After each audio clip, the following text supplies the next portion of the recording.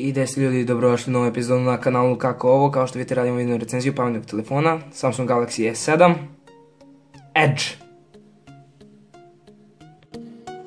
Sada će da raspakujemo. Unutra je sam telefon koji je prilično lepog dizajna, što se dalo i očekivati.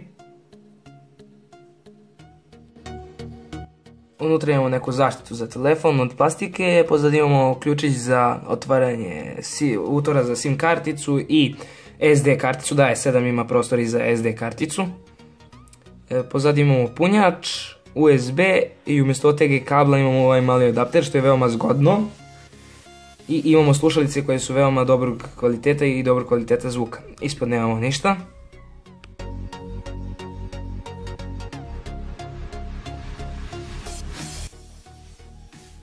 Napravljen je od Gorilla Glass napred i nazad, u sredini imamo aluminijumski okvir i nije klizav u ruci. Gore imamo senzore, zvučnik i prednju kameru. Dole imamo fizičko home dugme koje je ujedno i senzor otiska prsta i dva kapacitivna. Otporan je na prašinu i vodu, može u dubinu od 1,5 metar na 30 minuta. Baterija se vadi alatom i ima 3600 mAh, bez problema može izdržati ceo dan.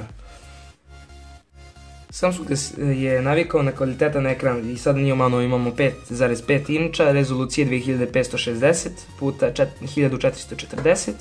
Zbog te rezolucije imamo gustinu piksela po inču od 534, što je izvrsno.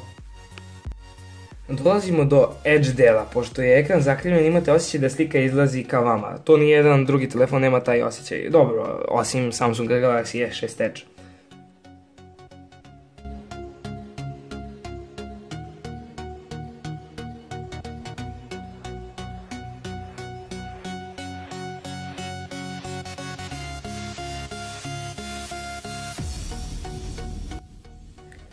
Touch je veoma precizan i kada kucate poruku i ne koncentrišete se na kucanje, nećete pogrešiti.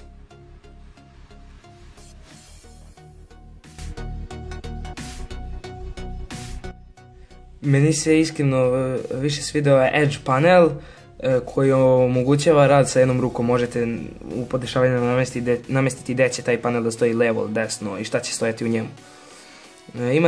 Imamo i Always On opciju, gdje je telefon uključen čak i kada ga zaključate i možete vidjeti koliko ima sati i tako to. Također on ima streamovane informacije kao i S6 Edge, ali opet, rekao se, to ništa ne znači, bar meni. Vidite, to je te satove gore na Always On opciji možete menjati izgled, možete menjati sliku iza njih i to je to. S7 ima pravi multitasking. Ne samo da možete iskačati iz aplikacije u aplikaciju, nego možete otvoriti koliko god vam aplikacija treba i samo ulaziti u njih.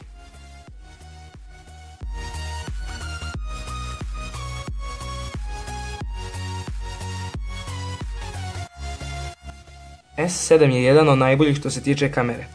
Pozadi imamo 12 megapiksela kameru koja slika dobro i u slaboj osvetljenosti i napred imamo 5 megapiksela kameru, oba dve snimaju 2K rezoluciju.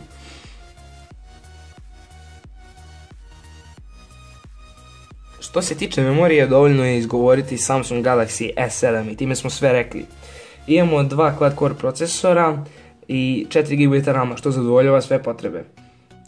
Na Antutu telefon ima skor od 129.000 i najjači je sa tim skorom, prosto jednostavno najbolji telefon.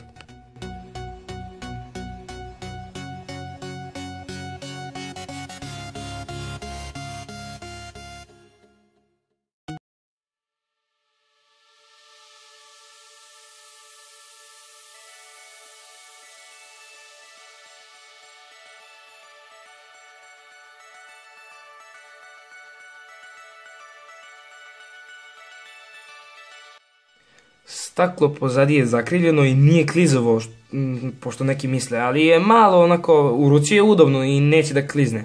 Ali kada ga ubacujete u džep je dosta klizavo, baš sklizne u džep i mora da pazite, ako mašite džep neće da bude dobro. Dole imamo ulaz za slušalice, ulaz za punjenje, ulaz za mikrofon i zvučnik. Gore imamo fioku za SD karticu i SIM karticu i do nje mikrofon.